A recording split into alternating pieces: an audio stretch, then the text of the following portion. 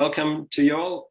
Thanks for joining us for our session on exploring social pedagogy concepts at turbulent times. I'm delighted to welcome in particular Faith Walker and Tara Bartlett, both of whom are joining us today. I have to send apologies on behalf of Lois Charf, who is unfortunately off sick and won't be able to join us for this session. She has sent me some of the details that she would have loved to, explore with you guys. So hopefully we'll get a chance to do that as part of the session anyway. Also, just to say that this session is recorded, but we only record basically the person who is spotlighted or who is actively talking.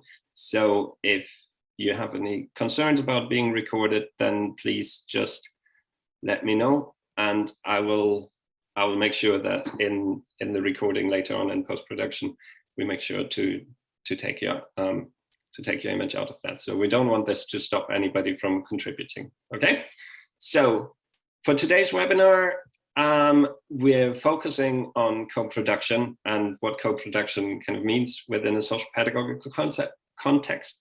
And how we can involve people as equal partners within that. So as I said, I'm delighted to welcome Faith Walker, who is part of Friends of Cymru, Sickle Cell and Thalassaemia CIC, and she'll be talking a little bit about their work in Cardiff.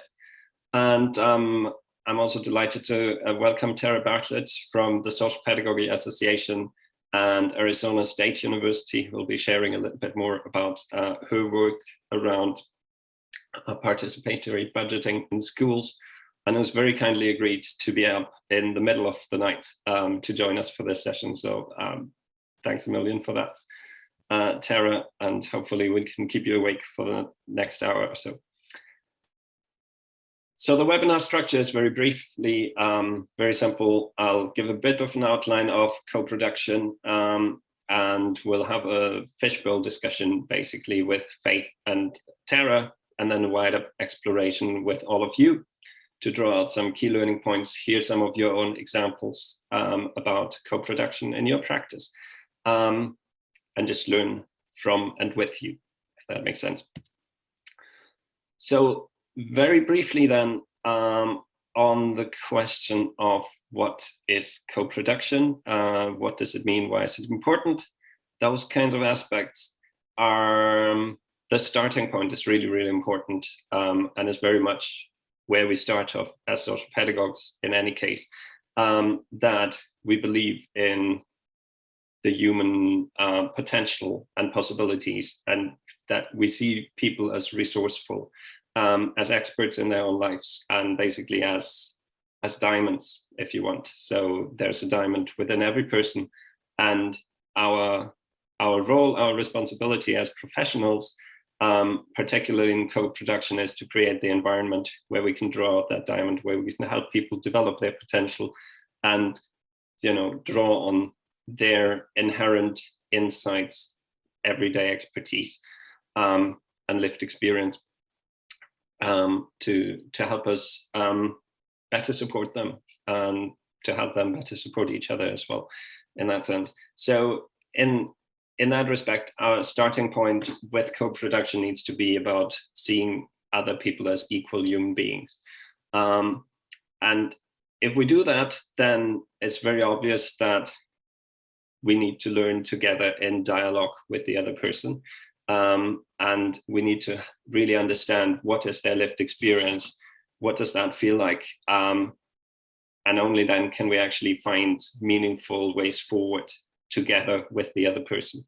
And in that process, we need to take into account that life is actually complex. There's no simple solutions, but each person's life is unique. Each person's life is complex, and the challenges people face in their lives are complex as well. So actually, the more we have of a collective insight, and the more we have, the more we recognize people's everyday expertise of what they're going through in their lives, and their perspective is equally important to our professional perspective, the easier it is actually for us to engage in something that is meaningful in terms of co-production.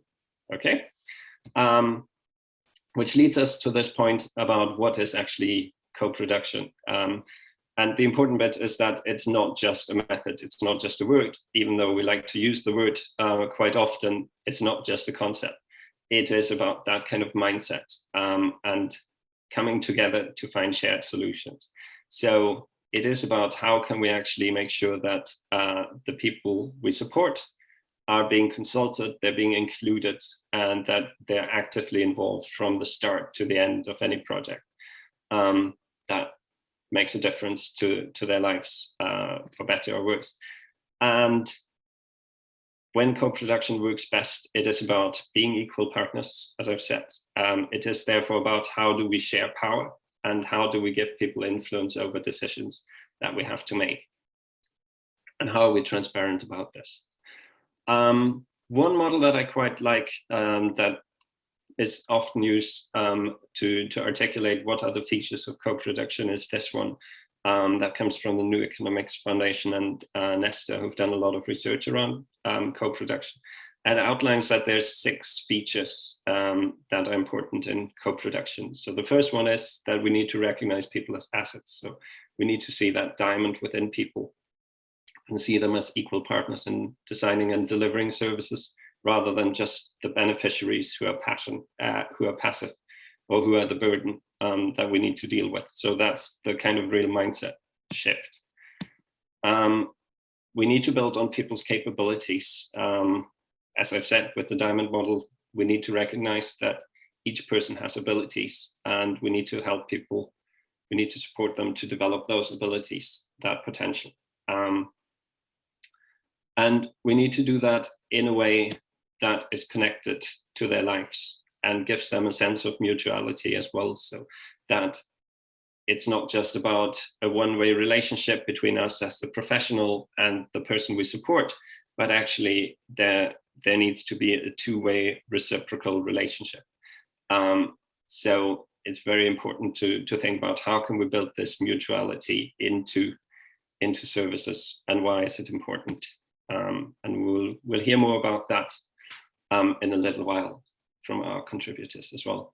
I think there's also something about how can we encourage people to form networks for peer support, and how can we make these visible, how can we make these accessible, so that we're actually building networks alongside support from professionals, and recognize the power of people connecting within their local communities, or even beyond that, particularly now that we use social media and that we use Zoom and other things, and networks no longer are just local in that sense.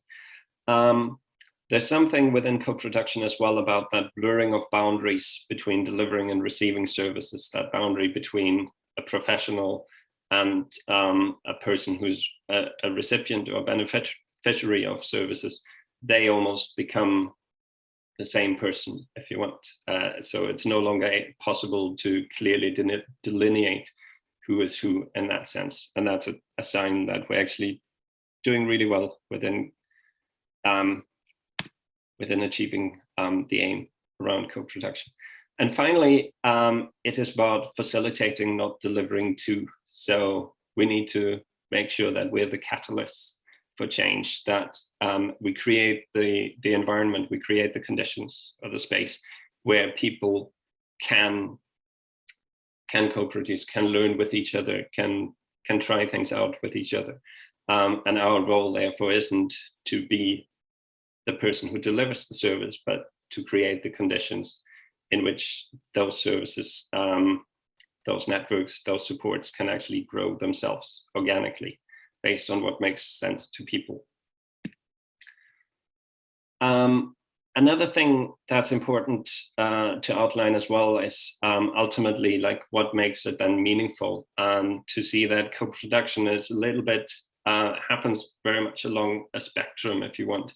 And that spectrum starts from doing things to people, which is not very co-productive at all, moving towards doing things for, which is more in terms of, starting to work towards some of the features of co-production, starting to involve people more through consultations or through other participatory methods, and ultimately, hopefully getting to this idea of doing things with people. So really co-commissioning, co-designing, co-delivering, co-evaluating, and overall co-producing services or projects, if that makes sense. And of course, that is not as simple to do as it is to write it down in words. And I'm very delighted, therefore, to hear a little bit more about what does this look like in practice.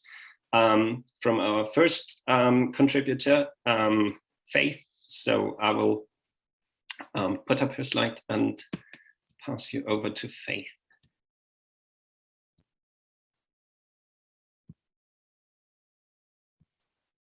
Faith, I think you might be on mute.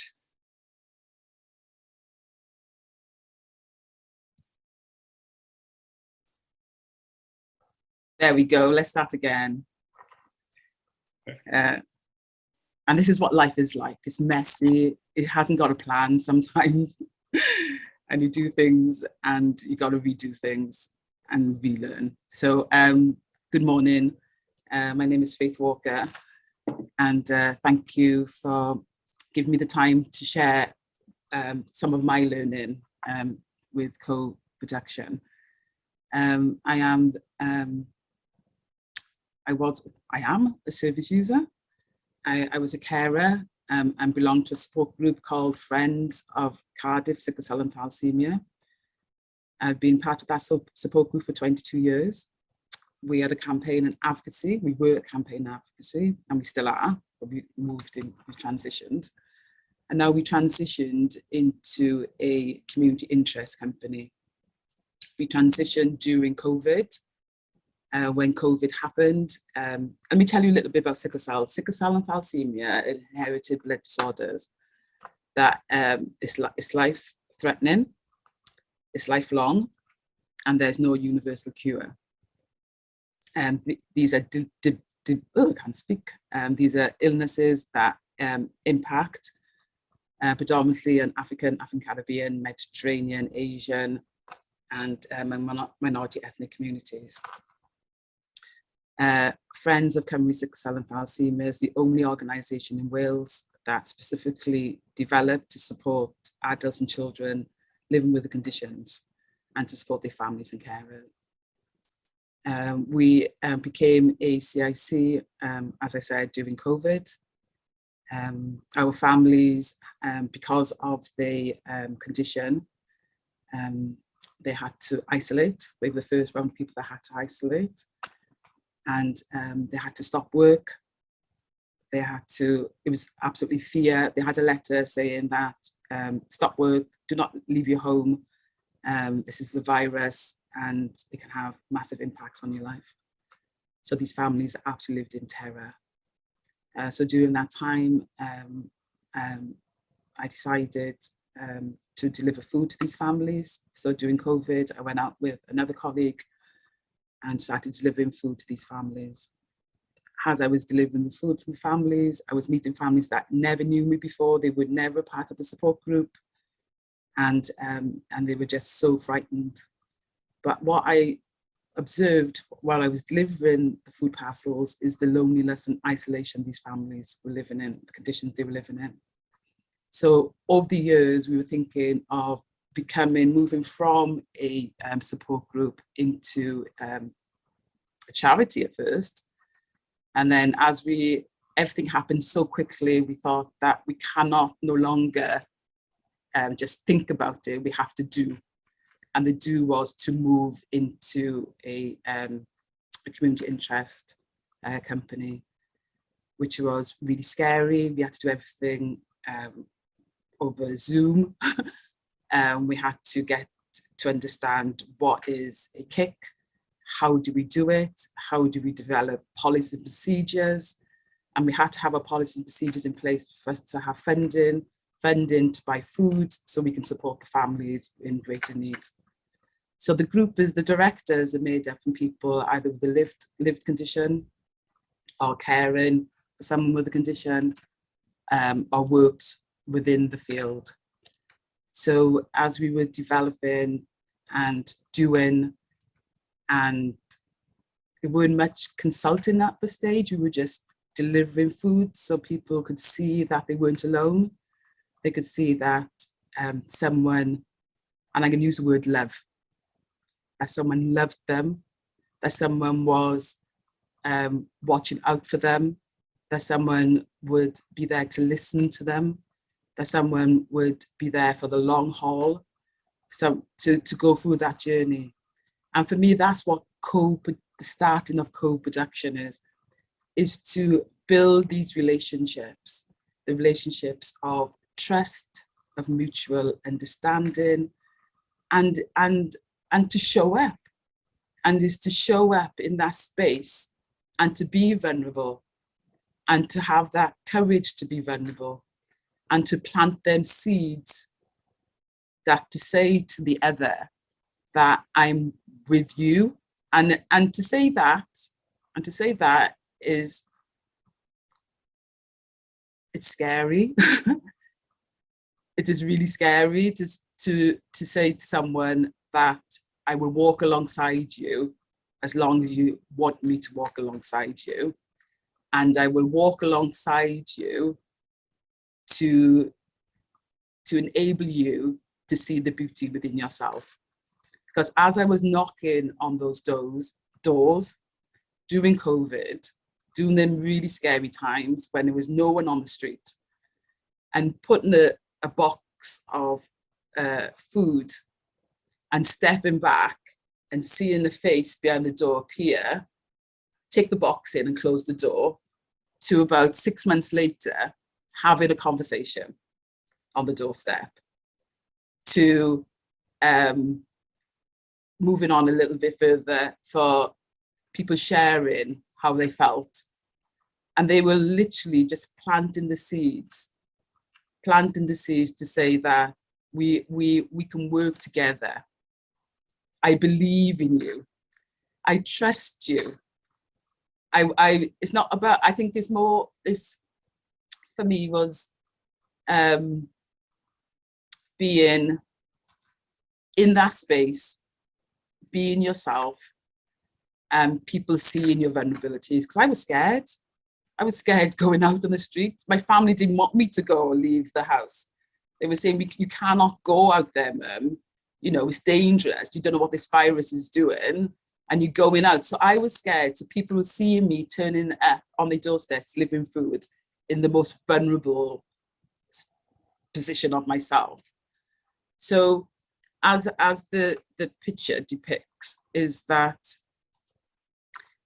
relationship, of building that relationship, of supporting each other, is having that same intention to grow within that space. And for me, that's co-production. Gabriel has mentioned before, you know, this is a segue into it, of what it is, and the blurring lines, the blur of the relationship, and all that. And it's messy, it's confusing, it's I find myself forever apologizing because I don't know. I got these policies that don't work. And I say, let's do it together. How do we do this together? And the kick is only a year and a few months old. So we really, really new. And there is a shift, and there is a shift moving from a support group into a CIC, because you've got regulations that you need to follow. We've got our funders that we're supposed to meet targets to. And there is a balance. You're thinking, right, here's the funders and here's their criteria, but that criteria doesn't fit the people that I'm working alongside. So what do? Have a conversation with my funders and say, this doesn't fit our service users, this doesn't fit me. So what can we do to change it? And I am not surprised. I'm not surprised, because the gift of conversation is that when you have a conversation and connect with other people, because our funders are human beings as well, they say to me, what works for you? What works for the individuals? And that has been a beautiful space to be in, actually, is to have them open conversations and say, the way that you want me to monitor doesn't fit people that I work with. So how can we change that to best meet the needs of the most vulnerable people in our society? Because the people that I work alongside is that some of them asylum seekers and refugees, some of them English is not their first language, some of them are living in accommodations that is not, well, every family I met, then the accommodation is not suitable for their needs because they're living with a child with a disability, and it's not suitable. So I see, when I knock at that door, strength, courage, resilience, leadership, because they lead in their families. And I want that within the support, not the support group, within the kick that is developing. I see the strength in these families.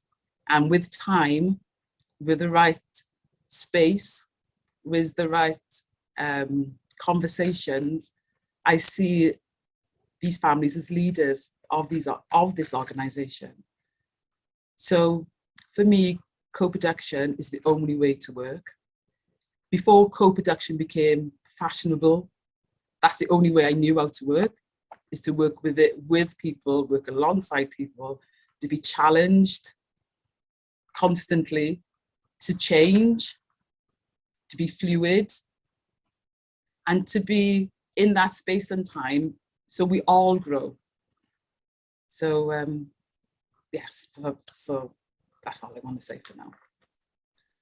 Thanks very much, Faith. That was really fascinating, and I think there was so much richness in your contribution there that I really value. I just want to pick out one quote that really spoke to me, which was, "I'll walk alongside you to enable you to see the beauty inside of you," which I think is just really amazing. And I think there's something there as well that I heard about, that sense of when we're actually engaging with people in meaningful ways, in co-productive ways, we have to be holistic, so they might be connected because they share the same condition.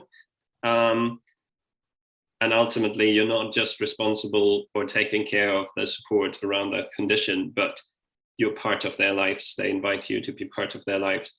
And so everything else they need to deal with in their life, everything else they struggle with, becomes part of that as well, part of that support. So I think it really kind of enables us as professionals in that sense to take away some of the barriers that we've created, to just feel like we're responsible just for one little sliver of somebody's life, and to become much more holistic, because all of those things are interrelated and interdependent, aren't they? And there's real honesty in there. You've mentioned that word a couple of times, and vulnerability, and kind of engaging in that way, that, it is real. It's not just something that we can abstract and put into spreadsheets. It is actually real and raw, and that can be really scary.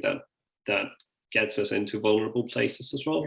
And at the same time, that's the thing that ultimately really makes the difference in the lives of people who are part of your community. So thanks for sharing that. I am really intrigued now as well to hear from Tara, because you've done a lot of work with schools, and I think there's something about how can we cultivate that mindset of engagement and co-production and meaningful involvement as early on as possible. And obviously schools are an important place in that respect. They play an important role. So I'm very curious to hear from you, Tara. I'll stop my screen sharing. Sure, and I'm going to start mine. All right, I think I need to do the mandatory. Can everyone see my screen? Perfect, thank you. So yes, welcome everyone. I'm Tara Bartlett, and I'm here to share with you, as Gabriel pointed out, participatory governance work with youth, schools, and community. And one piece of that I will be highlighting today is school participatory budgeting, which really encapsulates notions of socially embedded practices, cross-sector relationships, and of course, co-production. And I think this topic interplays well with our turbulent times, and that we're witnessing attacks on pathways for youth empowerment, the foundations of democracy, and really disenfranchisement and disillusions that have increased polarization. And schools are really at the center of the brunt of a lot of these factors. A little bit of background on participatory budgeting. It is a democratic process of deliberation and decision-making. And it's just one method of participatory democracy. It's been used as a tool to elevate social concerns and problems with collective efforts to address these problems. It actually started in Porto Alegre, Brazil in 1989, and it's now spread across the globe in essentially every continent in many countries. And just to back up a bit, budgets, for those of you that work with organizations or have your own organization, are probably familiar with the fact that budgets are policies without rhetoric, right? If you want to know more about an organization, it's really important to look at that budget to see if the funds actually align with values. And so school participatory budgeting is a new wave of expansion to really recenter values around funding in schools. The process follows a timeline that's similar to this. And of course, every school is contextualized and might have their own modifications and iterations, but this is really the core of the process in that the school community comes together to design the process. And this includes the timeline, who participates, what roles folks might play, and of course, the overall focus of what gets funded. Next is the brainstorming of ideas, and this is really to address community issues, and these ideas are normally identified through some type of needs assessment or elevating of issues that folks within the school community have experienced or noticed themselves, again, through those lived experiences. The next phase are the developing the proposals, and this stems from the ideas that were collected that pass certain parameters that were part of that process design. So do these ideas fit the cost? Do they fit the timeline? Is there equity built in these ideas? Is there sustainability built in these ideas? And from there, those proposals are further developed and are cast back to the community for a community vote. From there, the winning projects are then funded after an evaluation of the process, and the cycle continues. And I just want to highlight that this process is steered by students within schools. And so this process will have a student steering committee, and I'll talk a little bit more about different models of that we've seen. School participatory budgeting, central to this work is this embracing of equal power and co-production. And I saw someone had put in the chat earlier the mantra of nothing about us without us. And so when you think about students in a school environment spending, hours of their day, 4 to 5 days a week, a big chunk of their lives, what is it that the school environment needs to do to serve them? And so this is really taking that step back and allowing students to steer that conversation and make those decisions. And so this process is going to further social learning processes, really create connections with and across communities and institutions through civic and political participation, but then also really elevate democracy in general within the school setting in hopes to rebalance power dynamics and really elevate voices of those who are most marginalized. Just to really highlight that this is not a simulation. So schools actually do set aside anywhere from thousands to, I will highlight one case that it's in the millions of dollars for students to decide how to spend. But this really is a process for students to feel empowered and discover their own agency and collective voice, and really embolden their own decision-making processes. Other highlights that we've seen is that youth and adult partnerships have come from this process, as well as meaningful solutions to everyday problems. And this process is meant to mirror an actual voting process. So we're hoping to see this process create civic change agents for the lifelong process of civic participation. Coming to you today from Arizona is because here in the United States Arizona is where school participatory budgeting has started. Of course, it has since spread out from here, but in 2013, one school in Arizona chose to pilot school participatory budgeting. And since then, it's now spread to over 60 schools. Something that's 4 features that are super special to Arizona is one, it started in the school versus a city PB process. That's actually not the norm. We've seen other areas that have actually started at the city and then the school adopts that. So having it start within the space of youth makes Arizona very distinct. Another distinction is this incremental and organic approach. It was not a sudden mass adoption. It was not a top-down effect. It was very grassroots level and community members and often students putting this idea forward. And it really catalyzed amongst other schools and districts.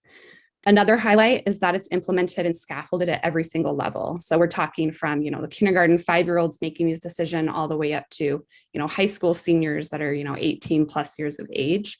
And each of these processes that we've seen in Arizona have been innovative in that they're very contextualized to the community in terms of focus.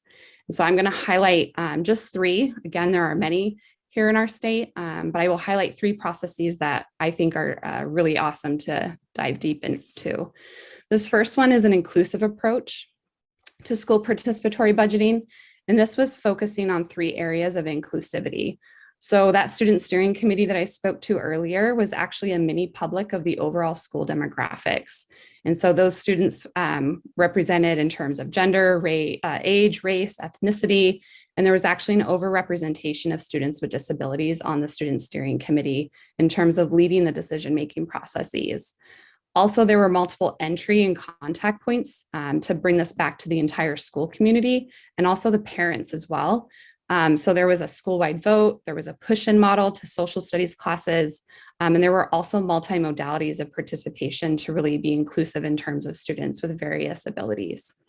There was also a partnership with a community organization, the local election office, to bring in voting machines, and they printed up ballots that had the project ideas, so students were actually able to experience what it felt like voting in an election.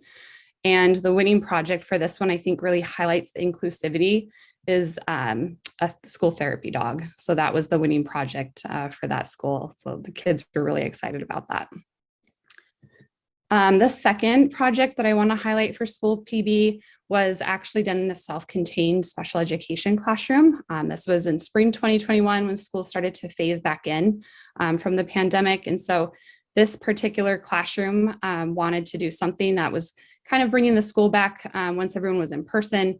And something that was great about their process is they built in some STEM, so some design thinking challenges and some model building for the different project proposals.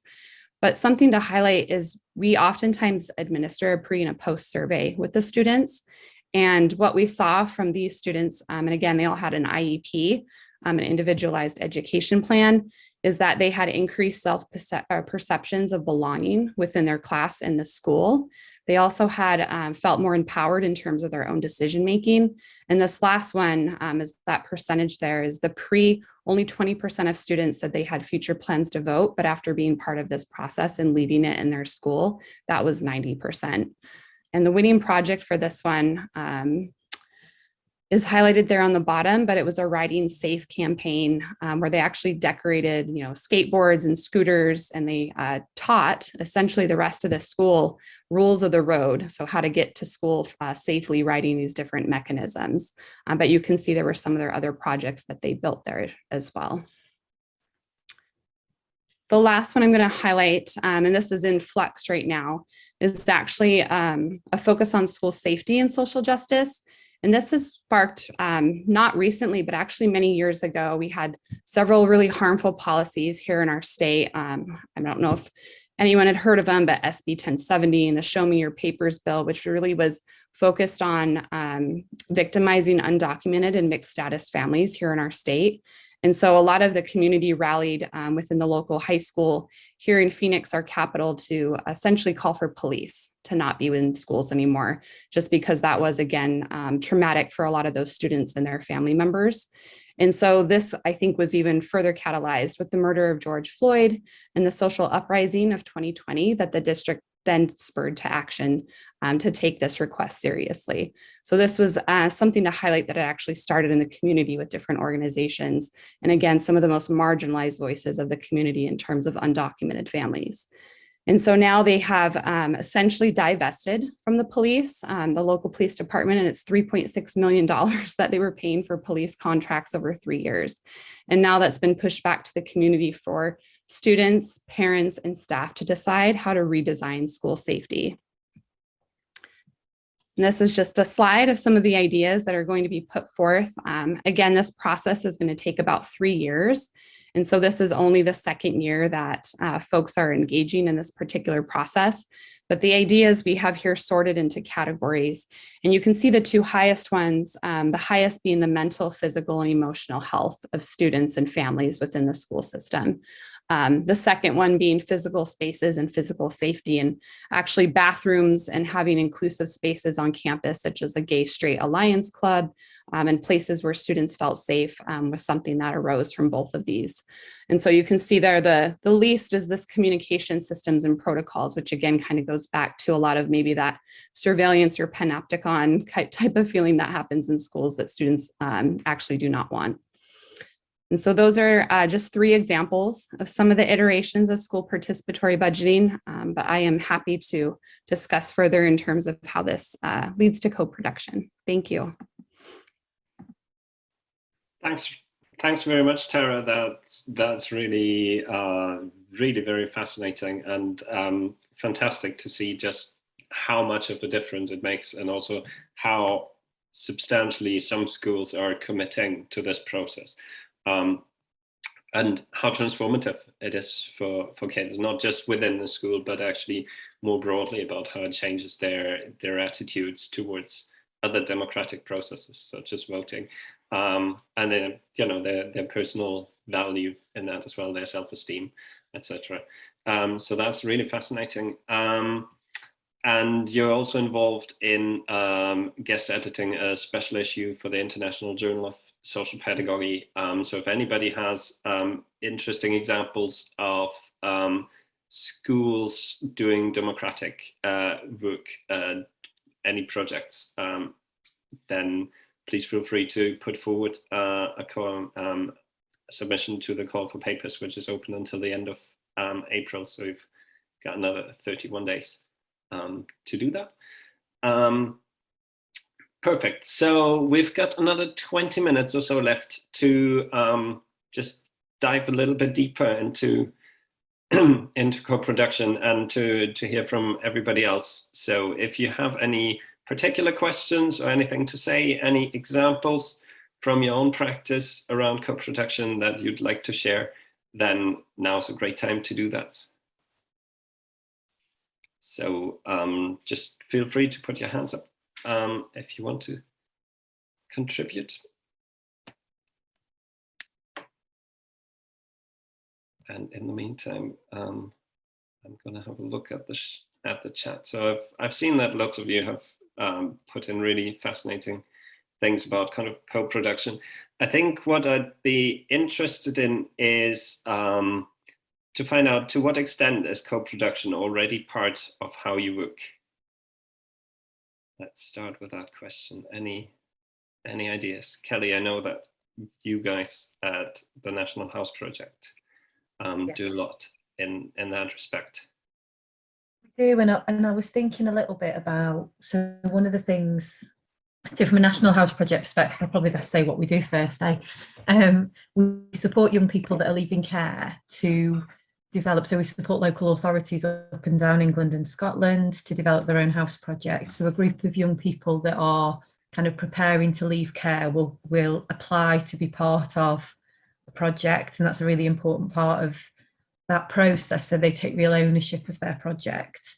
They have an interview to be part of the project so that when they get their place, they know that they've earned their place off their own back, really, that I've done a great thing and I've got my place. And then they work together as a team. So we have something called the House Project Programme, which is a AQA certificated programme that has lots and lots of bits and pieces in there to prepare young people for taking that next step. And part of that programme, so one of the things that young people do is they run a community event that they plan, they budget, and they deliver. So that whole message about feeling like you're giving something back to your community. One of the really interesting parts of it, which I think fits actually with the participatory budgeting aspect. So all the way through the programme, young people are empowered to understand how decisions get made within their local authority. They have a say around the budget that they have for their base. So every project has got a base, so a space where young people can come together that is comfortable to them, that they can make their own. They have a whole section on delivering and developing a pitch. So if they decide as a team that they feel that they would benefit from, it can be something within the base, it can be down to going on a trip, it can be funding a residential. They will develop almost like a business case that they'll budget themselves what it is that they need, what they think that they want, and then they will deliver that pitch to senior members, usually of the local authority or to local businesses or partners, to basically say, kind of, this is what we want, this is what we think we'll get from this, this is the benefit for us, which is quite often successful. And we've been thinking a little bit more recently around, so each of our projects has representation on our Care Leavers National Movement, which is like our user voice. So young people kind of from all over England and Scotland will come together, and they bring key messages from each of their projects within to the charity. And what they will we're thinking of ways at the moment that we can involve them in having some say in their budget as well. So we see very much young people as the experts. Co-production is very much the heart of what we do at the National House Project, and young people are experts in their own right. So quite a lot of our young people through Care Leavers National Movement have been paid to offer their expertise, actually, as almost like consultants, really, for other services that are looking to improve their offer. And they have a little bit of a say as to, they've got this budget now, and they get to say what they want to use that budget for. And they use it for really great things. So this isn't like we want a massive night out together and have a great time. It's almost like they want to give back in some way, so that they're planning ways that they can use that money to give back to somebody else. So yeah, it's kind of, it feels like it's the heart of what we do. They drive policy, they attend our trustees meetings, and they attend steering group meetings. So yeah, young people are kind of very central to us. And yeah, we do nothing without them, because actually they generally get it right. One of the biggest surprises, I think, for me, having come to the charity, and I was only reflecting on this the other day, is when authorities are thinking about having a project, young people become involved, but they want to be involved at the very beginning. So they say to us, like, we want to see contracts, we want to be involved in understanding contracts between the charity and the local authority, the stuff that you would think would be quite dull. And I think they get forgotten with that bit, because the assumption is that's the really, I suppose for us, that's the kind of everyday, that they want to have a voice in those contracts, they want to understand what sits behind that, and they want to understand. And I just think it's really important that we remember that, because we sometimes naturally assume that bit might just be the bit that's not particularly interesting. They really want to understand everything and have a say very, very, very right at the start, is what I would say. Sorry, I waffled there. I can't sum up what we do quite succinctly, Gabriel. I think that's the difficulty.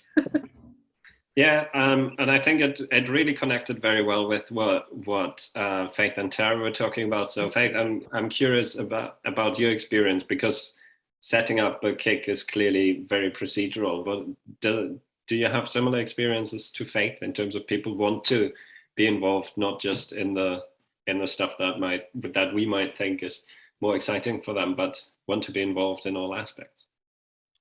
Yeah, and it's rightly so. It's because that is the decision-making process, and it starts from the policies and procedures. It starts before that. It starts from the idea. What is the idea, and how can we make it work?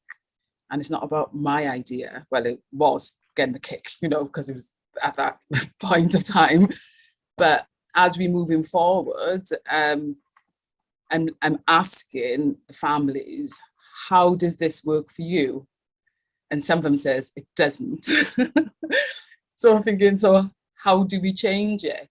And that takes time, because we use a lot of jargon when we put proposals in. So what does that mean? And how does that impact on your life? Because that's what we're asking people. We are working with you for social change, or for you to have a voice, for you to have something that is rightly yours, for you to have a sense of belonging, to you to shape things. So what does that look like? How do we capture those words, and how do we work with people through that transition? Because it takes a long while. It takes a long while to understand the process. It takes a long time to put your life and see reflect in a policy or procedure, or to see your life and thinking, that's what social justice means. So if I speak about my truth, will that change it? Or if I speak about my truth, would that impact on that decision making? And you say, yes, if you want change in your life, this is what it looks like. So at the very beginning of a process is to engage and to support. It's a lot of hand-holding. Honestly, it's a lot of walking alongside people and saying that, just speak your truth. It's like you speak your truth and then you translate it into a policy, to get that funding. Is you speak it, because when you speak your truth and when you work alongside people, they've got the solutions. They have the solutions are all there within the community.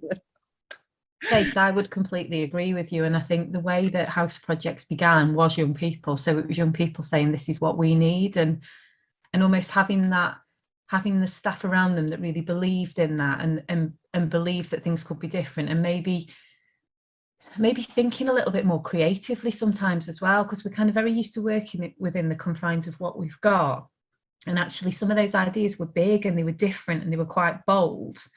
But hearing what they were saying and just thinking, actually, why are we not trying to do things differently? Why are we not trying to offer something different for young people that are leaving care? And that is exactly where it came from, very, very genuinely, from young people saying, what we've got on offer at the moment isn't good enough. And we've got all these ideas about how you can make this better. Let's just roll with it. And it did. So it came from them. And what was really lovely is our director got to meet that first kind of cohort of young people that came up with the ideas and started this kind of back probably seven years ago now. And they were quite amazed that it had become so big from what they felt were their kind of little ideas in that room. Actually, it's just grown and grown and grown. And they've enabled young people kind of across England and Scotland to have a better experience leaving care, just from those really small ideas that they had at that very early stage in that room. So it's been huge for them, actually, I think, as well. Do you know, that real, we created that feeling. Yeah, that's amazing. Do you think, sorry. Yeah, sorry, I just saw Alex had put her hand up. Yes, I just want to say thank you, and really great research, really passionate stories, really invigorating, particularly thinking of my own, where I'm at with schools in my own life with my child, but as well in context of developing something with groups in a learning environment.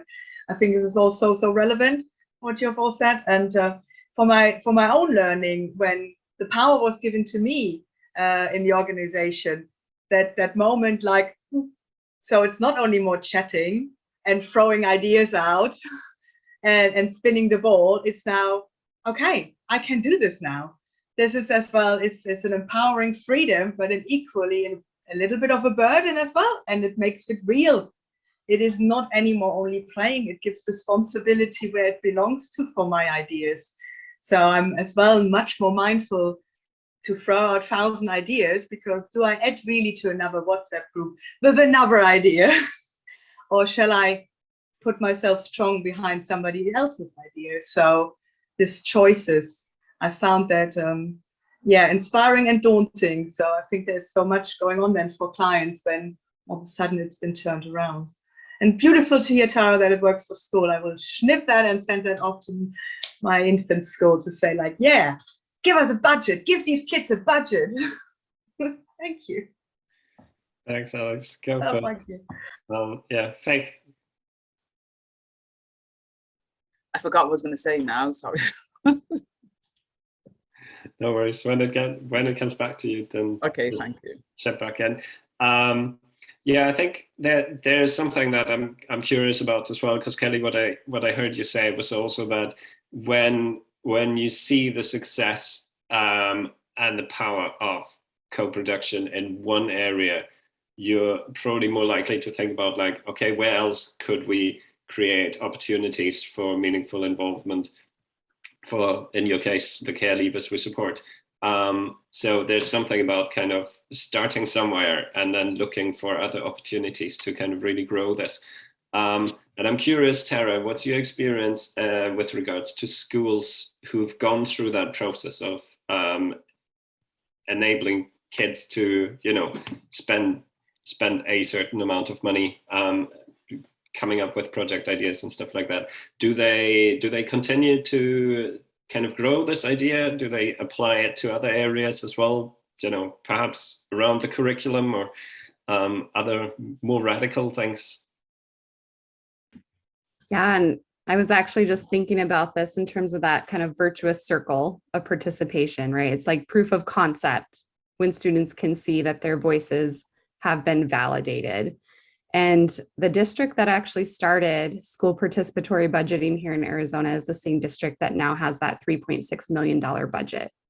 So if you can imagine, you know, in 2013, this one school it was about a $1,200 budget. I think that first year they voted for new microscopes for their science classes. And it was radical at that time to think, you know, why are we turning over thousands or hundreds of dollars to students to decide how to spend? And the principal of that school just said, you know, well, don't embarrass me in the district, you know, do something good with the money. And the students, you know, did well. And so the following year, the district said, okay, we'll expand to 3 schools. And they selected 3 more schools to pour money into for students to decide, then to 5, then to 10. And then now the entire district, that's 22 schools, is part of that $3.6 million reimagining school safety. So I think that that's our biggest success story, of course, with that school having started out. But I think it does take trust from everyone involved. Students to trust that the adults are actually going to listen and their voices are actually going to be validated, and whatever they do choose is going to be honored and uplifted. And I think after students have seen that and have felt as though they have been listened to and that they have agency in making choices in their school, that it's a little bit more easy for them to engage and they have greater buy-in. We've actually done some school climate surveys following this process in many of the schools that we've seen. Just an increase overall in terms of trust with adults on campus, a greater propensity for attendance and less behaviors that might be prior, you know, difficult to manage in classrooms. So I think that there's something here in terms of, again, that student voice and the centering of students in that decision making. That's great to hear. And I think particularly the trust aspect is really important. And for me, there's something about, as long as it always goes well, it's quite easy to continue to trust. And it's also about how do we give students or people that we support the right to make decisions where we might go like, well, actually, was this really the best decision to make? And to still go along with it, because I think, you know, as professionals, we've probably all been there and made decisions that actually turned out to be a waste of money or a waste of other resources or whatever that we would make differently in hindsight. And that's just part of life as well. And there's a learning process within that. And I think it's really important that the trust also means that we stay with it, that we don't just go like, oh, we tried this out and it didn't really work, so we'll just go back to how it used to be before. Tara. Yes, and I just wanted to highlight, there was one story that was the case, where there wasn't some, due diligence in mapping out where students wanted to place a washer and dryer set for students who were unable to wash clothes at home, that they would be able to wash clothes at school. But where they selected on campus to have them installed did not have water piping available for the washer. And so that it was a little bit of a hiccup in the process and having to rethink the design of where they could be located. Ultimately, the school district stepped in and figured out a way to get water piped into that specific location. But again, it's just hiccups and having to work through that. Yep. Yeah, absolutely. So that brings us very nearly to the end of the webinar. So if anybody would like to say anything else, any final contributions, now is a good time. Just put your hand up. Otherwise, I think, at least I hope we've also covered that bit about co-production. It is actually challenging. It's certainly not the easiest way to sail through our practice, through our everyday. And I think that's also the reason why it can be so rewarding. And despite all those challenges that we'll meet, despite the kind of vulnerability that we might experience, the uncertainty of it, the messiness that we need to grapple with. Ultimately, that's also an indicator that what we're doing is really, really important and is going to hopefully make a real difference to the people we support. And make us feel like actually our work is exciting and creative and not just the same day in, day out. So I think that there's something about understanding the challenges around working in a co-productive way, and also knowing that ultimately the rewards that it gives, the benefits it has, far outweigh some of those challenges that we might face. I think there's also something to say about there is loads and loads and loads of resources out there, loads of really interesting projects that have been pushing the boundaries. And as we can see, a lot of you are already involved in that kind of stuff. So there continue to be opportunities to kind of get more support if you want to kind of look for new ways to take co-production to the next level in whichever practice setting you work in. So I hope this has been helpful and just giving you a little flavor and having a bit of a discussion. And I'm incredibly grateful for you all to have shown up and contributed in one way or another. Particularly grateful to Faith and Tara for your contributions and insights. So thanks ever so much. If you have enjoyed this episode of the webinar and want to come back for more, we have another 2 webinars planned at the moment, arranging for a third one before the summer break. You can join us on the 26th of April, again at 10 o'clock, to learn a bit more about the Riemann-Thomann model, which is a German model that helps us better explore how can we turn diversity into something that's really beneficial. How can we make the most of the fact that people are all different? So that should be a quite interesting session. And then we have another session on the 23rd of May, again at 10 o'clock, which looks at life world orientation, another German concept, as it turns out, very closely related in many aspects to co-production, because we're exploring like how can we actually meaningfully support people in their life world, drawing on their lived experiences, on their unique perspective of what life is like for them, what it looks like, what it feels like, and what therefore will make the difference. So I'm sure we'll continue to talk about co-production in lots of different settings. So yes, thanks ever so much. Hope to see you again. Take care, enjoy the sunshine wherever you are, and all the best.